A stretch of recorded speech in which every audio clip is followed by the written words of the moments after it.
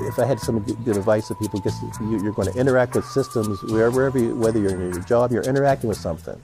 And ethics and morals and just decisions you have to make. The life is a daily decision issue, even in terms of what you're going to eat, what you're going to drink, where you're going to go tonight, whether you're going to exercise. Just work on that decision making, that cognitive mechanism. Try to really be focused in that regard.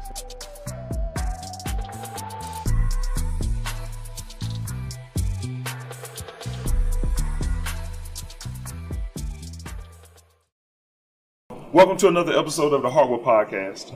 I'm your host, or co-host, Dr. Thomas Rashard Easley, aka the Hip Hop Forester. This episode, we're very fortunate to be in person. Now, of course, we do every episode the same by me acknowledging my brother who's here, but you can't see him right now. But Benny the Lupo is here. Okay, so he's back there. Y'all heard him. All right, and so we do not do this alone. You know, we do this together. And today we're talking to, I always call him Mr. Tom Ficklin. You know, he'll say, just call me Tom, but I just still stick with Mr. Ficklin because, just the way that I was raised and brought up. And I really feel like our conversation has already really started, because that's really what I like to do this as, is more like a conversation. Then let me just ask you a question and ask you a question. But I just like to just kind of, like I said, continue with the conversation. We were just kind of talking about a little bit about religion and talking about Jews and their perception of Jesus and the interaction that you had yesterday. I had one in the grocery store yesterday.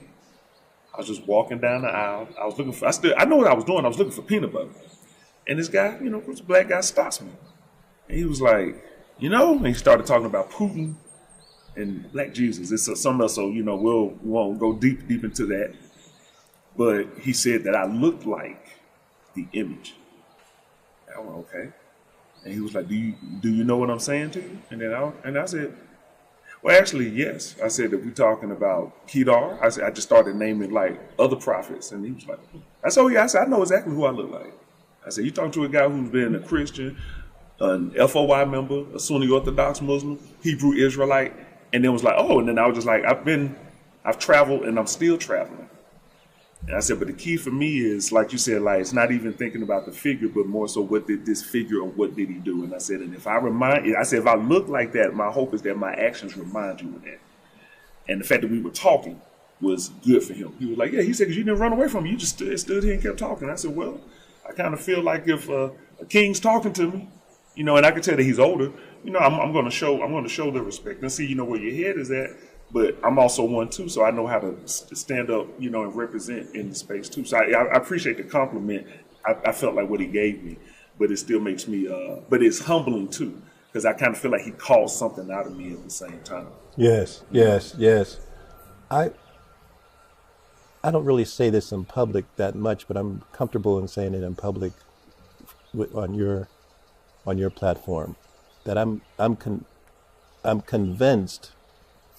And I choose to be convinced that we're at this stage, this existential stage in the evolution of the planet, where people are finding ways to commune, and are desperate to commune and to share.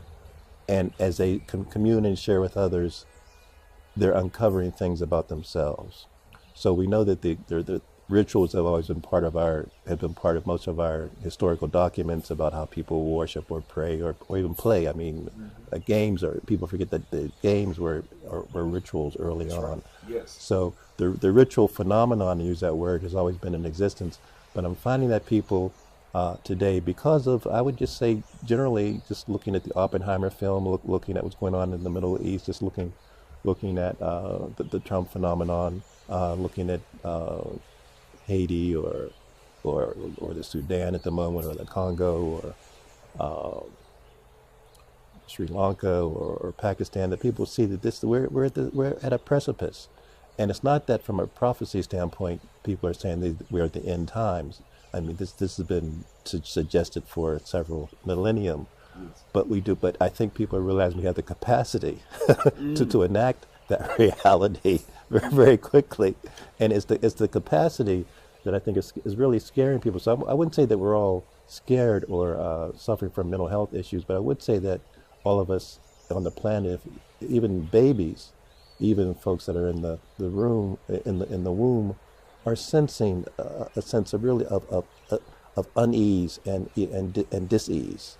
And so the interaction has just been, as we mentioned before, I'm an elected official here in New Haven, do a radio show. Every job I've had since coming to New Haven in 1971 has been a public job. I've always had the opportunity and paid for the opportunity to interact with people. But so collecting people's stories, whatever job I've had, that's been kind of my job. But really, people have been really taking, I think, the deep dive and the impromptu dive, the synergistic dive, as their human cell migrates, interacts, traverses this planet. You said 71, so that would 53 years. I came here in 2018, and I think that what the city helped me to see, and the university too, because I was thankful to be here and still, but I think I saw here the quick pace of capitalism, somewhat of the quick pace in some ways of like desperation. I think somewhat of the quick pace of like thinking, for yourself, but then also the quick pace of thinking for other people. Because I would see, just as someone, maybe struggling, can I get this? I can also see somebody quickly giving. Oh, here you go. I can see, I can see the struggle, of people being hungry, and but I can also see the struggle of people being so cerebral that they're disconnected from the rest of their body. Yes. And then I've seen like the opposite side, people who could be struggling but embracing it because they're fully aware of where they are, and they basically kind of appreciate it. They can appreciate the struggle. So then I like talking to anyone, but those individuals in particular I really appreciate talking to, and even talking to about what's going on in the world, because many times they have this perception that has some kind of a calm, similar to what I'm saying here, but they can address the unease and dizzy. I really appreciate you saying that, saying unease and disease. And they can either acknowledge it in themselves and in other people, but then they can see, like you said, the capacity, the capability, but then they can also see the possibility. Yeah, and before we went on air, you mentioned that you've had a chance to really cover much of the North American continent, including Alaska and Hawaii. I have not really traveled that much, but I've had communication with people throughout the world, throughout North America. So I can't really say if New Haven area is more this than others, although people often ask me that come from outside. But so I don't have that frame of reference, but I do. But in terms of the interaction with the greater society, I went to a school called Choate. It's now Choate Rosemary Hall. Yes. And there are about 10. Most people consider it to be one of the top 10 elite schools and perhaps preparatory schools in America. But I'm the oldest black graduate as we speak, and I don't say that from a proud standpoint, but I like to say that just to remind myself of what is one's destiny, what is one's purpose, what is one's agency, what is one reason for being around. I was a second, third, but two guys passed away recently that graduated before I did. But the point is, the way that happened was there's this program called the Better Chance. So there's a program that was established in 1963, 64 to recruit black students to go to these prep schools, because the headmasters at that time really knew they were on their seclusion and exclusion processes in terms of the mission. We had the civil rights movement, blah blah blah blah blah. Some people going down to the South to register to vote. So the headmasters realized, we got to do something here. We got to save our face somehow, or begin to kind of not appear to be on the. So at any rate, this Better Chance was what the headmasters created this organization called a better chance. Was from an efficient standpoint, so they recruited black students from throughout the United States to go to these various schools. So, so the first class, I was in the first class, and then you applied, you get accepted. You had to go to boot camp up at Dartmouth the summer before you got to your school to see, and you still had to pass that regimen of math and English. And then you went to the school that you were accepted to. So when you mention systems of organization, systems of politics, systems of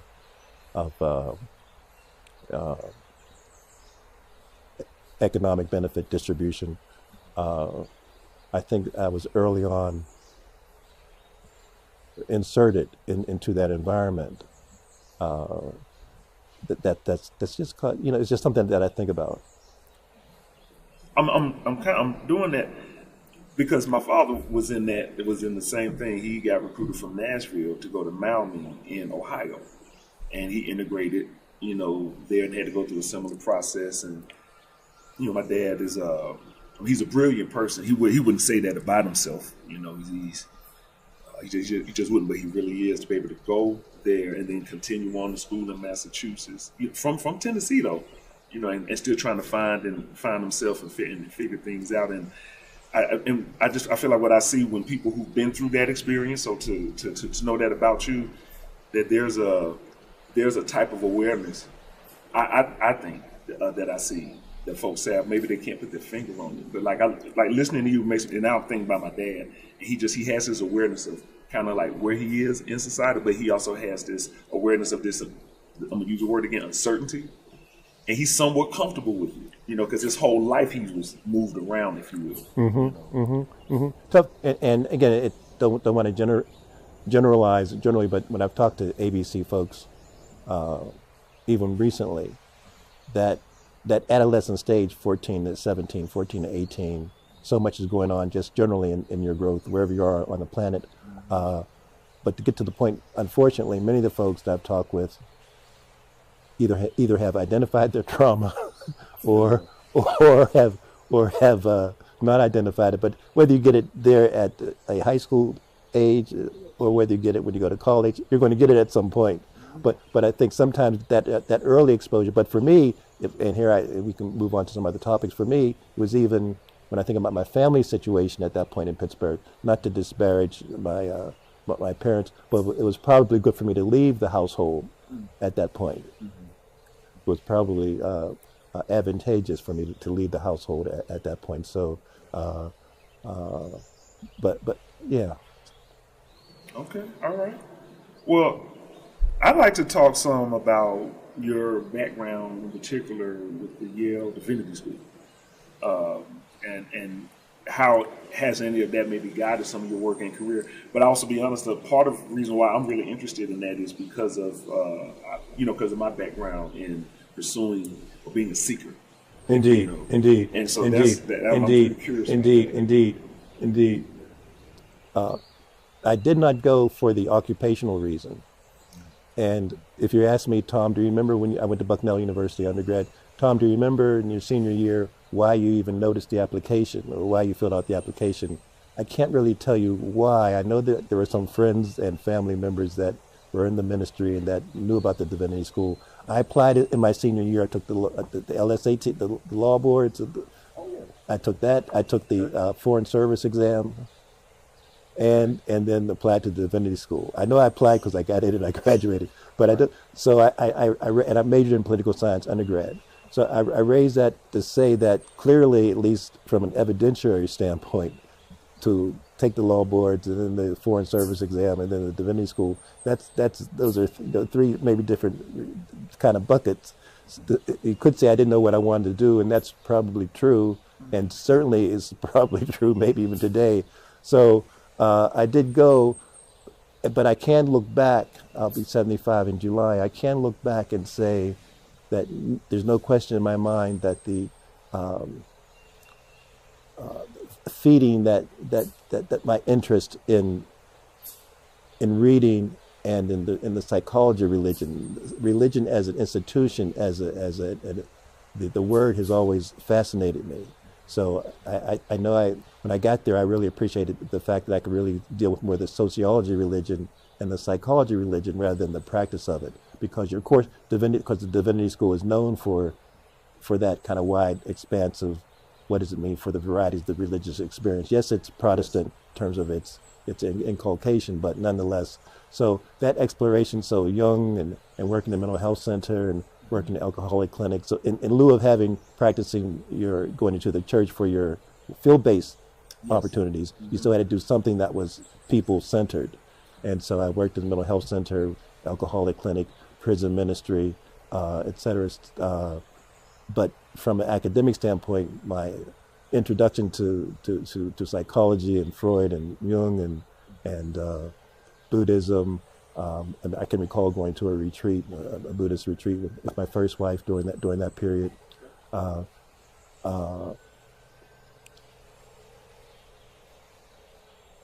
Also, what I'm tempted to say is that meeting many men that were at that point it was predominantly men. I mean, ladies were so admitted, black men in particular, who had already committed themselves to the ministry.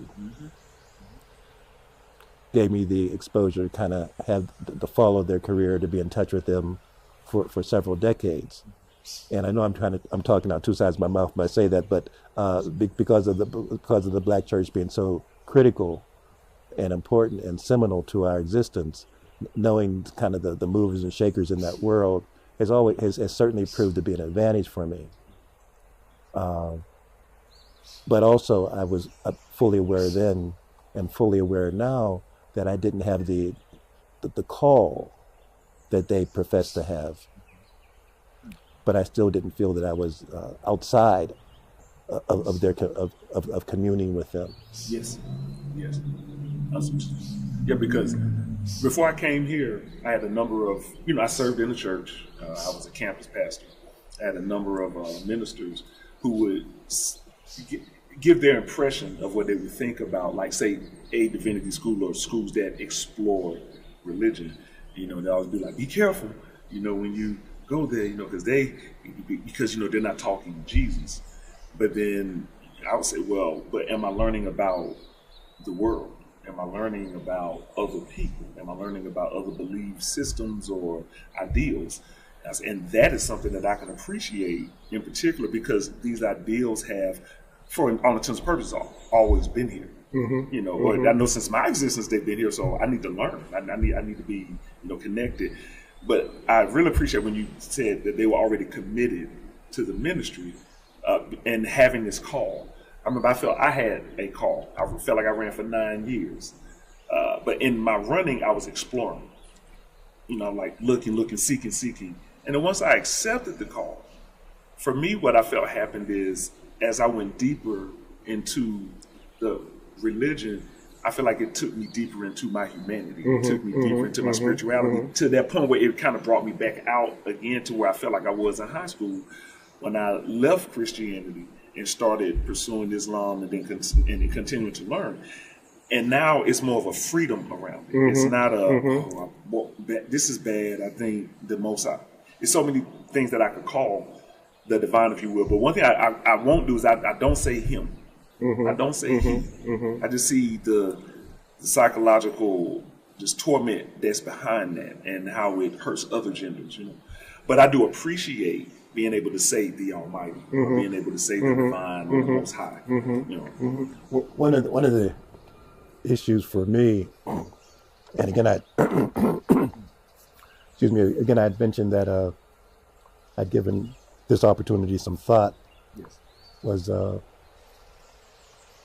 what do I believe in, and why is that important? So we're not going to go there, but I do want to say, when I was in divinity school, given the sense of freedom that I felt there, I wrote a paper on what were the similarities between Buddha and Jesus. Because some folks will suggest that those stories are similar and that the identities are just a matter of linguistic interpretation, linguistic translation. I also wrote a paper on peyote. So I bring up peyote because, as you know, the Harvard Divinity School has established itself on examining plant-based medications, the plant life as being instrumental to our mind awareness expansion.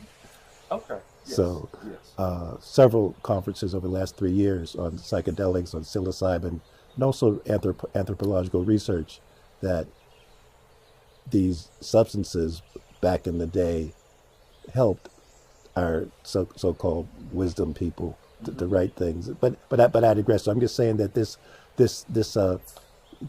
path of exploration about what is mind and matter and living and existence, I've been able to always deal with these cerebral things, and if not addicted, it's been a hobby. But I want to kind of share on this on the more secular level reason I'm wearing this hat. So the hat talks about property of Ward 28. So I'm an elected official, alderperson for your audience, in New Haven we call our alders, our council people alders, but I'm a council person here in New Haven. There are 30 of us and 30 wards, and I represent Ward 28. And I've been wearing this hat just to kind of, when you take an oath of office, you do swear that you're going to represent your ward, not that you're going to be owned by your ward, but you want to have a sense of that you're representing, that that you have an allegiance, that you may even be the property of 4,000 other people, in a way, in terms of trying to evoke and be in tune with their desires and aspirations. So I've had the pleasure of assuming a variety of identities that I think still might be for community benefit. Okay, because I wanted to ask how being a long-standing figure in the community, because you were one of the first people that I met when I came here, and people told me that I should meet you. What has it, like, how I described New Haven earlier, and I hope anyone who sees this, I love New Haven, so, but I was just saying, like, as a Southerner, I saw so many things so fast, like so much. Yeah, the class, and many people from outside, the class and caste and black and white, we are a microcosm of the volatility of what America, we're Yaletown. Think of Yale and Harvard and why those places were established. This town is rife and fraught with class and caste and other ramifications wherever you go. Mm-hmm. So 30 yards from here is a poor area.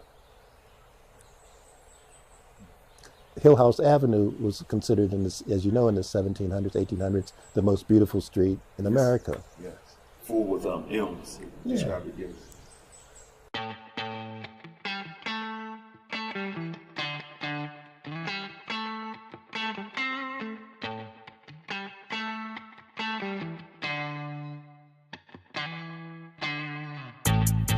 Thank you for listening to the Heartwood Podcast.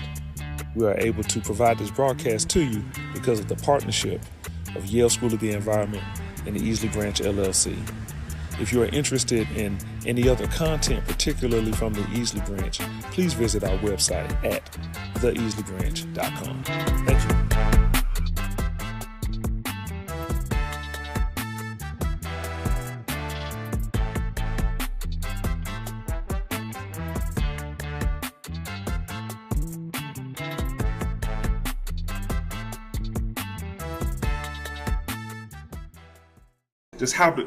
Not just how do you feel, but what do you think? What comes along like with this responsibility? In addition to the oath that you've taken, but what else comes along? Like, what are these unwritten things that also come along with it? What comes? My pause is not a dramatic pause. It's because I'm reasonably well known, people do feel comfortable in sharing with me unresolved city service related issues, government inefficiencies that might be long-standing, 10, 20, 30 years. So we know that in general, worldwide, governments are not rated highly. certainly in New Haven, it's easy to say that there's been a dominant culture and a few dominant people. White, black and white, they're a part of that dominant wave. So people have brought to my attention issues that they were either uncomfortable with bringing to other people's attention or had given up hope in getting it resolved, regardless of whether it's in Ward 28 or any of the other 29 wards. So when I go out now, I do have to gird my loins, knowing that I'm going to be approached often because people know me, and I've cultivated that open invitation that Tom is a good guy and he's in public service, even jobs I've had before. So it can become it has required an adjustment, an energetic adjustment to going out in public. Thanks for making that adjustment, because I'm adjusting. Okay. I continue to have to adjust and calibrate my days and who I call and where I go, and to program my mind even in terms of how much I want to take in or not. However, even when I try to limit my intake, people will bring things to my attention. And here's the good, so that's the challenging side. The good side is after being here for a while and knowing a lot of the players even before I became an alder, so knowing many of the elected officials in the old Tom life, I've been able to kind of turn that around a little bit and make it easier on myself to call them immediately, to email them immediately, to call their secretary immediately. And I've been able, in the last 6 months, I had to give myself rating on my constituent service, if you will, ability. It's high because of my being in the vineyard for so long, and now perceived to be in the big house. So that's somewhat of I've adopted that. I've begun to embrace more fully my reason at the moment for becoming an alder. I became an alder person. You might want to know how did I run for office. Friends have said that this was if not a divine intervention, people have categorized it as and not equivalent to the Red Sea parting. I mean, not that dramatic, but a person resigned. I threw my hat in the ring. I hadn't thought of it. People have approached me for major in political science in Bucknell. People have approached me over the years. Tom, why don't you run for office? Never appealed. I shouldn't say it never appealed to me. It never resonated. And I use the term resonate because when I read that the person had resigned, and you mentioned the cerebral kind of thing, people certainly can characterize me accurately as cerebral first. So, but when I read that the person had resigned, I didn't have a cognitive thought. I just had an emotional thought. I recognized in myself that I'm not going to say a calling, but I had an emotional thought that I want to do this. When I saw the person hadn't resigned, at any rate, person resigned. I read the article and called our town committee people and told them I was interested and filled out the papers. So, but had never even thought about running. And I've interacted with politicians all my life. Also, no one else filled out papers to run against me. So I didn't have an election. No competition. You were it. I didn't have, and because it was an interim during the term, the mayor just swears you in. It's because no one else. There could have been a write-in, but people missed it. At any rate, so there's no election. I didn't have to say it. I didn't have to make any promises to anybody. All I had to do was show up, be present, fill out the papers. And we've had an election since where I was elected, but again, no one else ran. So even if I only got one vote, only one vote was needed for me to become reelected. So then, so you formed your media group in 2008. The media group in 2008, Okay. where and prior to that, for 10 years, I was editor of our local black paper. So from 1990 to 2000, every article that got it, we published initially just once a month, then twice a month. Every article I had my fingerprints on, and most of the pictures and many of the ads. So for 10 years, one of our communication vehicles in the city, the inner city was the name. So people knew me. So again, when I mentioned I've had this license to get into people's business, I've had licenses to do that. I worked for something called Empower New Haven, which was, you may remember years ago, not that long ago, but during the Clinton administration, empowerment zones were across the nation. They sure were. And so New Haven had an empowerment zone. So we spent over 7 years more than $25 million investing in the area. And I was a communications person for the empowerment zone here in New Haven. Again, another opportunity to know nonprofits, know people. And we talked, our agenda, money was invested in housing and businesses and healthcare, et cetera. Mm-hmm. Okay. Now, then, so you created the paper, maintained and established it. Well, John Thomas was the owner, and then I was the second person on board. I was the CEO. Okay. But then you also have your media group. Yes. You have your show. Yes. You're an older person. Right. Out of all of this that you do, and there's still a whole lot more, what kind of, the way that Isaac put it was cherished wisdom. What kind of cherished wisdom have you accumulated, over the years of running the Ficklin Media Group? I saw that question. Yeah. I saw that question. And I appreciated that question. Mm-hmm. My belief, got to bear with me here. My belief system is I don't profess that anybody else needs to believe what I believe, but I'm not sure people listen.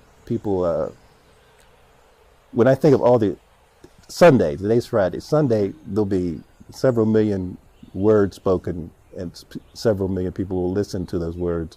Whether will their behavior change that afternoon or that next day? I'm suggesting to you that I think we have a surplus of looking elsewhere for guidance, and not looking in for guidance.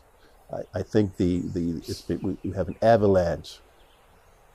It's that some of the biblical stories I like. So we're in Tower of Babel part 50,000 in my mind. Okay, all right.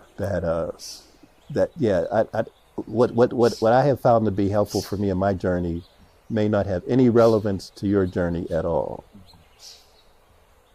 So I hesitate it strikes me as just an ego fulfillment for me to answer that question. Okay. I can appreciate that. Because when I think perhaps if the question was turned to me, I would probably kind of think about it in that ways. Because I want to say it this way. Maybe 3 years from now, I'll say it differently. Well, and I didn't mean to interrupt. Some of you may have heard. I want to reference a lady that I do think answers that question very well. Okay. Some people may know that Netflix has a documentary on Shirley Chisholm. Mm-hmm. I urge everybody to look at that documentary. Okay. I haven't seen it yet. So on Netflix, I've watched it 2 weeks ago. I have since bought 5 books about Shirley, and have watched. If you go to YouTube, there's a ton of her videos of her that are even better than the documentary. Regina King does an excellent job, but hearing from Shirley's voice, no one can do it better than Shirley, in my opinion. Mm-hmm. So she's impacted me a lot, tremendously, and I reference her because when she's asked that question, what do you say to young people now, blah blah blah blah.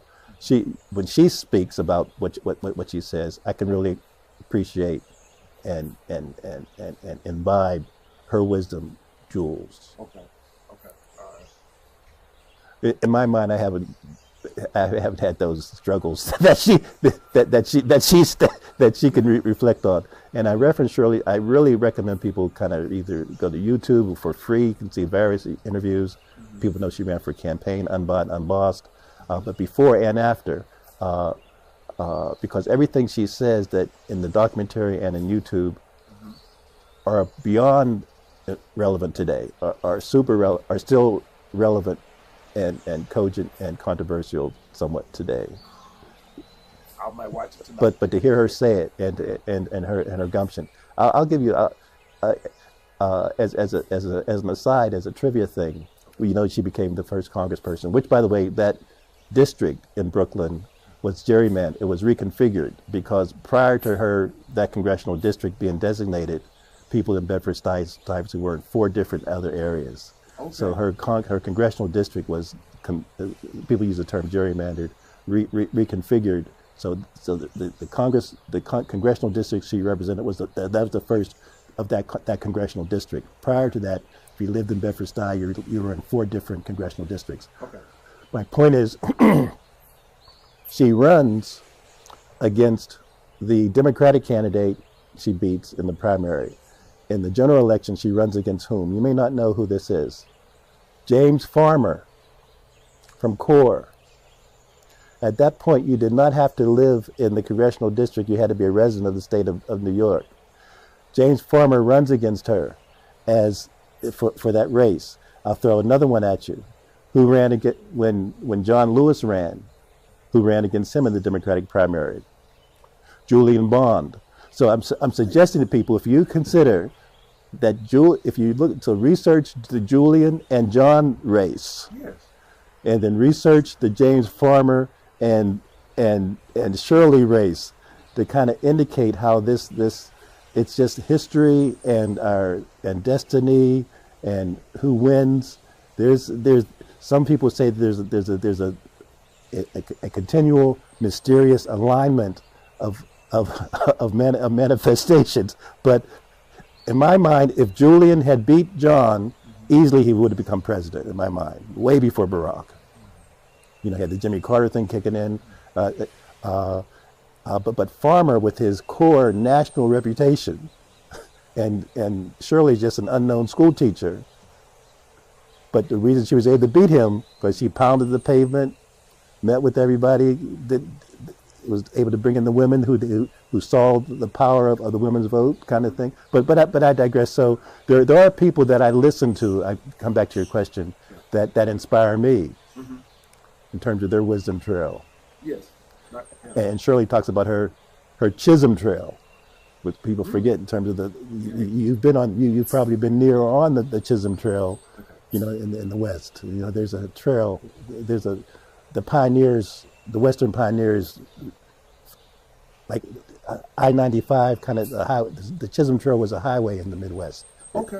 In the frontier days. Oh, yeah, no, you teach me. But so there are people I listen to for inspiration. So I would say, try to find someone. Search for where your inspiration comes. External motivation is certainly important. Mm-hmm. It's not I don't see myself to be in that area. No, I received that. Cause I was going to say, like, when I look at myself, I don't think about myself like now. I would say as important, and I don't mean to put, you know, just like I'm a small piece. Maybe 30 years from now, you know, if I'm still here, I'll have another way of saying it. And then if someone were to ask me, because I actually align with that, you know, like I look at what I do, and much of what I'm doing, I'm trying to be internally, you know, focused. So I don't say the word says don't lean to your own understanding, but I don't think that it means don't listen to yourself. I don't think it means, you know, like not. I think in one way I would say just don't only lean to, but I think that many times in life I realized that when I didn't listen to what was going on inside, that's when I went somewhere that I shouldn't have gone. Mm-hmm. When I listened to what was going on inside and listened and then did something with it, realizing that that's for me. It may not be for someone, it's just for me. Things went in a much smoother or much the situation. Indeed. And so I would answer, I am comfortable in answering the question saying that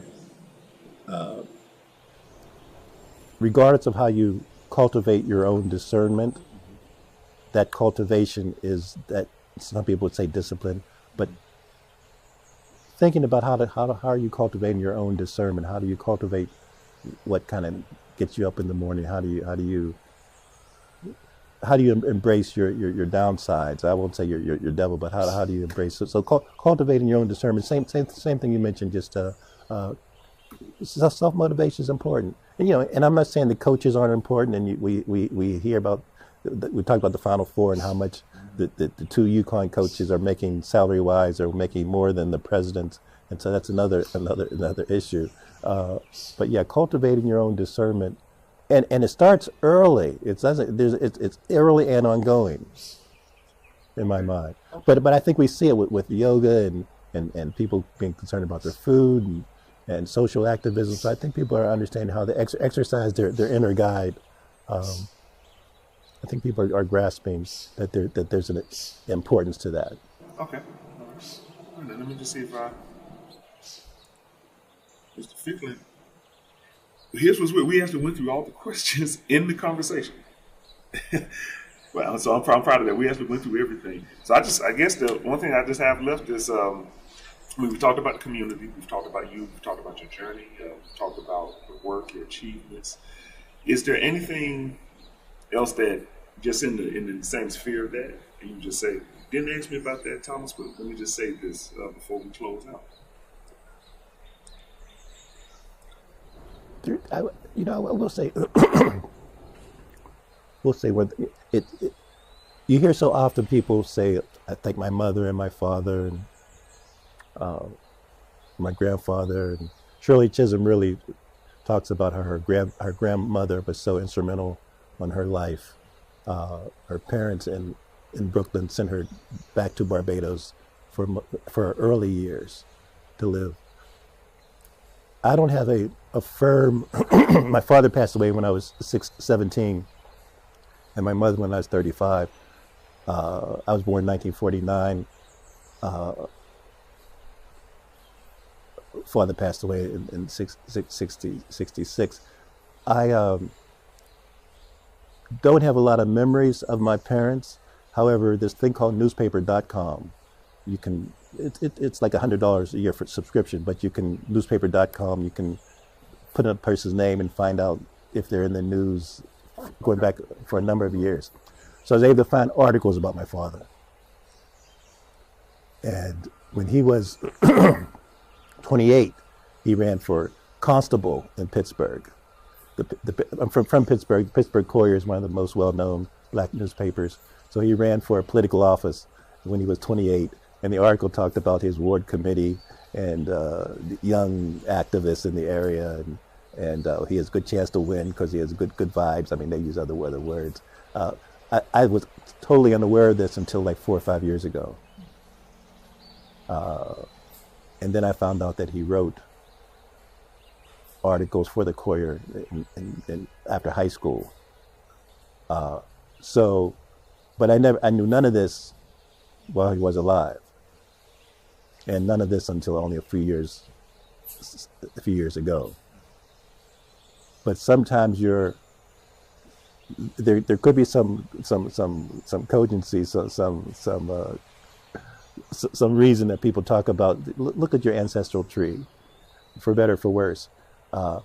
He also ran numbers, but again during that era, that was a major. We take so for granted the lotto system now, not knowing that the numbers were an economic vehicle for us for so long, until the system decided to take it over.